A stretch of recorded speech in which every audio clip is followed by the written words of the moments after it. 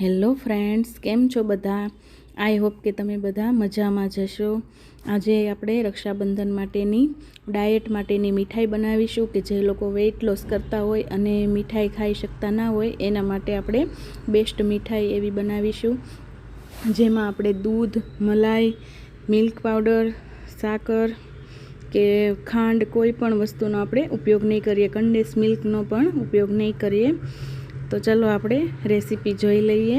એના માટે આપણે ઘરની વાટકીથી માપ કરીશું. એના માટે 1 વાટકી કાજુ લીધા છે, એની સામે આપણે 2 વાટકી ખજૂર લઈશું.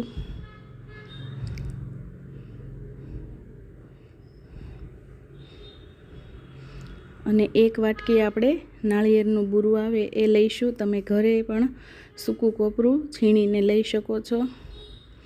મેં બજારમાં મળતું કોપરું લીધું છે. આપણે ચોપરની મદદથી આ રીતે ચોપ કરી લઈશું. મેં ચોપરની મદદથી કર્યું તો થોડું મોટું થયું હતું, તો મેં જે આપણે બ્લેન્ડર સાથે વાટકો આવે એમાં મેં થોડું ઝીણું પીસી લીધું છે. આમાં થોડું મોટું હતું, એટલે આ રીતે ઝીણું કરવા માટે મેં બ્લેન્ડરના વાટકાનો ઉપયોગ કર્યો હતો. તો આપણું મિક્સર એકદમ સરસ ક્રશ થઈ ગયું છે. હવે આપણે ફરીથી 1 વાટકી નાળિયેરનું બૂરું એડ કરી દઈશું અને સરસ રીતે મિક્સ કરી લઈશું. જો તમારે ચોકલેટવાળું ન બનાવવું હોય તો આ રીતે સીધા બોલ બનાવી અને નાળિયેરના બૂરામાં એને ઉપરથી લગાવી અને સર્વ કરી શકો છો. હવે આપણે આ રીતે બોલ બનાવી અને અંગૂઠાની મદદથી વચ્ચે ખાડો બનાવી લઈશું.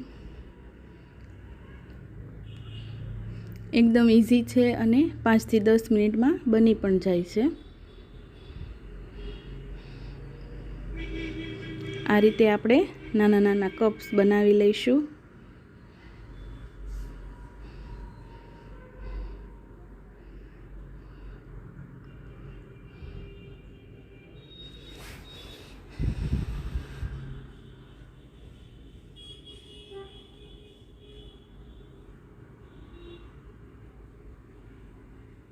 આપણા બધા કપ્સ રેડી છે.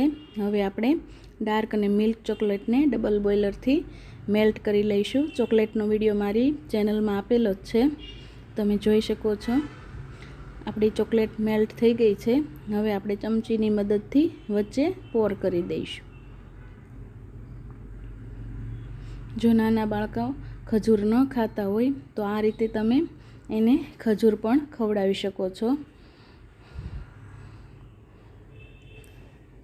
આ રીતે આપણે બધી જ ચોકલેટ ભરાઈ ગઈ છે. હવે આપણે એને 5 મિનિટ માટે ફ્રીજમાં રાખી દઈશું. 5 મિનિટ પછી આપણી ચોકલેટ સરસ સેટ થઈ ગઈ છે. હવે આપણે એને સર્વ કરી લઈશું.